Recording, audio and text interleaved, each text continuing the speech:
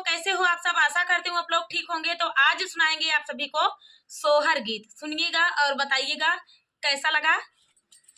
घरवा से निकरी तिरिया आंगनवा में ठाड़ी, आंगनवा में ठाड़ी नी हो माया दई देती जहर माहुरवा त खाई मरी जाई, त खाई मरी जाई, त हो माया दई देती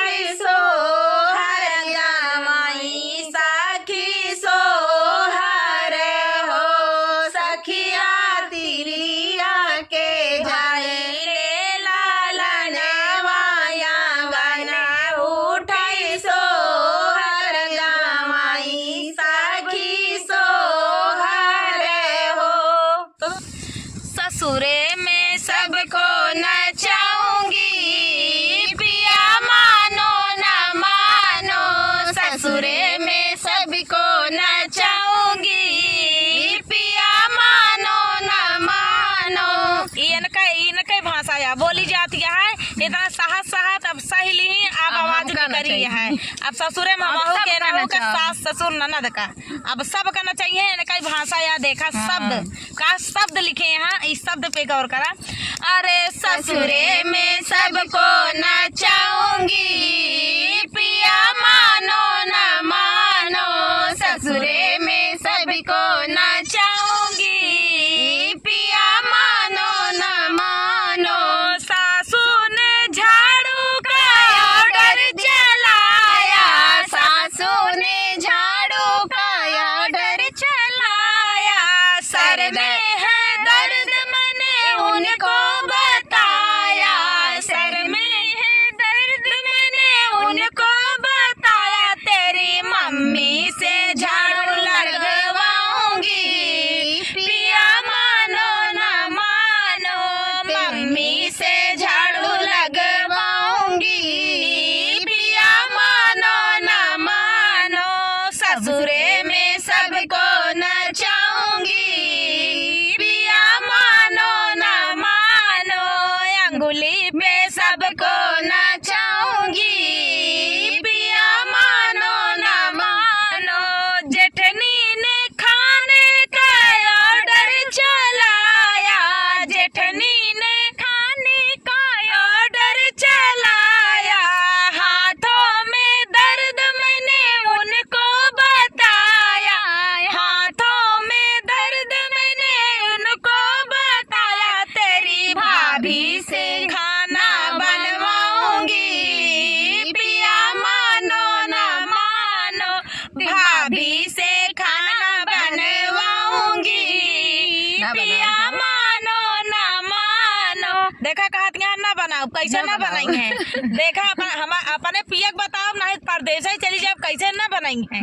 बनाई के पड़े। हाँ बहुत फर्ज निभाए, लेकिन अब ना निभाओ। ससुरी में सबको नचाऊंगी, पिया मानो न मानो, अंगुली में सबको नचाऊंगी, पिया मानो न मानो, ननदी ने बर्तन का ऑर्डर चलाया, ननदी ने बर्तन का ऑर्डर चलाया, पैरों में दर्द मैंने उनको बताया, पैरों में दर्द मैंने उनको बताया, तेरी बहना से बर्तन धुलवाऊंगी, पिया मानो न मानो, ननदी से बर्तन धुलवाऊंगी, पिया मानो न मानो, ससुरे में सबको नचाऊंगी, पिया मानो न मानो, ससुरे में सबको नचाऊंगी, पिया मानो न मानो। देवर ने पानी भरने का ऑर्डर चलाया, देवर ने पानी भरने का ऑर्डर चलाया, कमर में दर्द मैंने उनको बताया, कमर में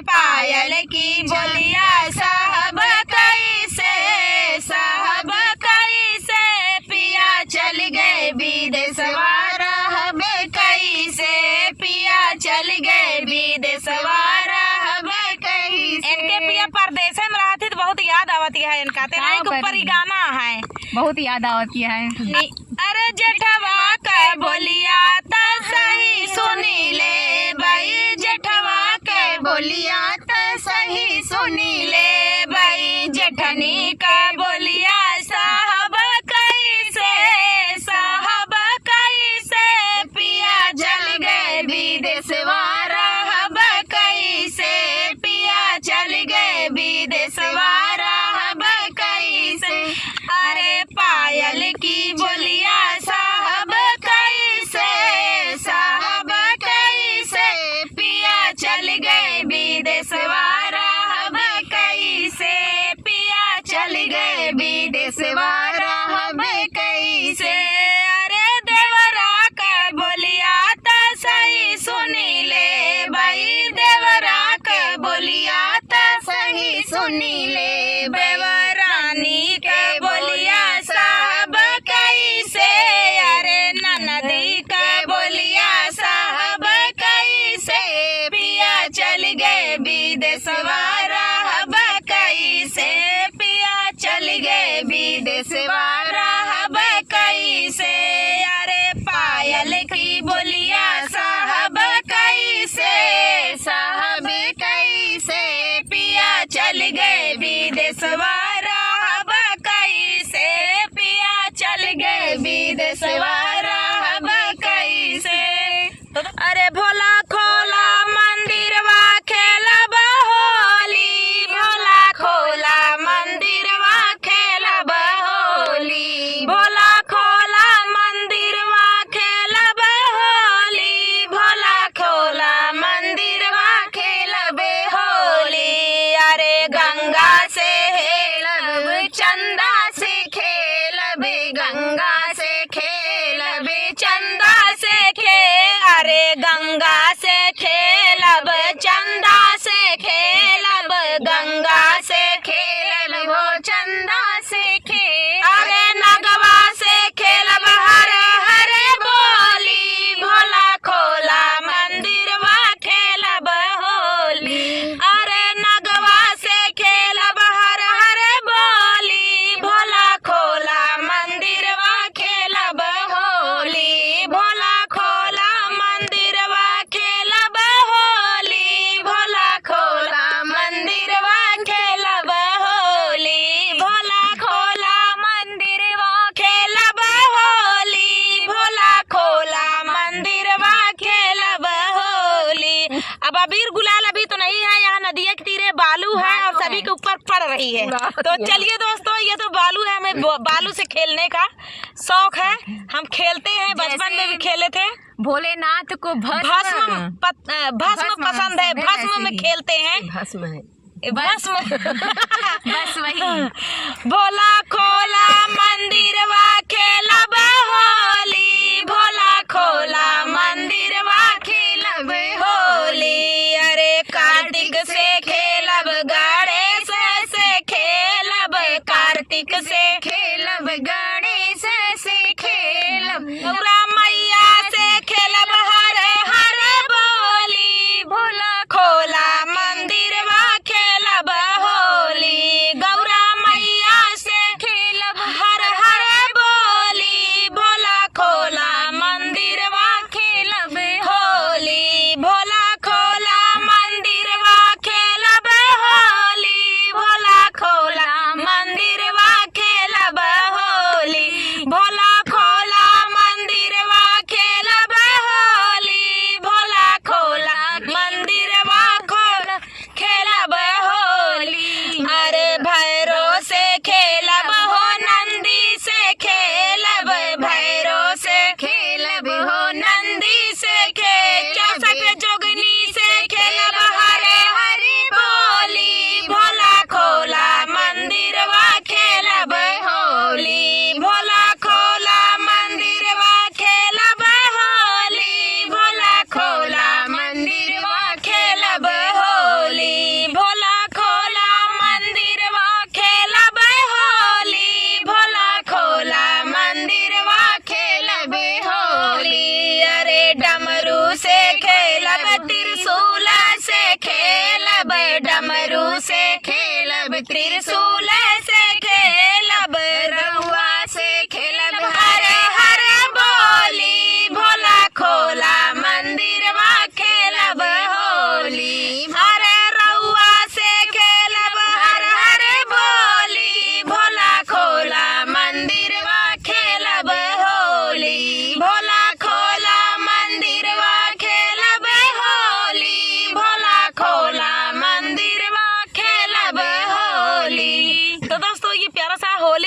सभी को कैसा लगा कमेंट में जरूर बताना दोस्तों।